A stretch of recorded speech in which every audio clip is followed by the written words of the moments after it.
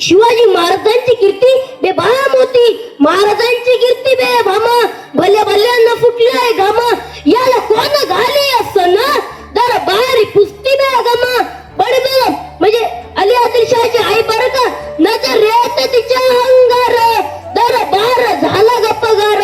कोणी घे ना पुढाकार, साऱ्यांनीच मानली हार. तितक्यात अचानक एक सरदार उठला आणि म्हणाला, हम लाएंगे शिवाजी को. अन्न त्याने विडा उचलला, नाव त्याचा अफजल खान, नाव त्याचा अफजल खान.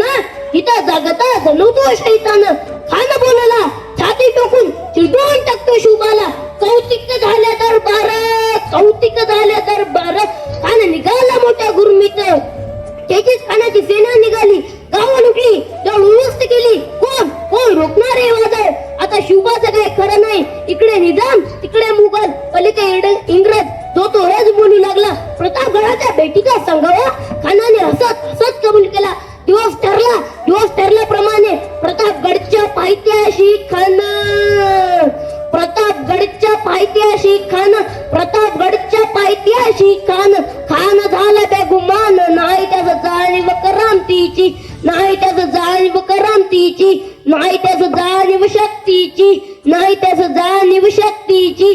काय कल्पना करील युक्तीची, काय कल्पना करील युक्तीची. हा जी जी जी, हा जी जी जी.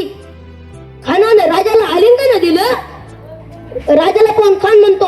आओ शिवाजी आओ, हमारे गले लग जाओ. महाराज सावधान होऊन पुढे येतात.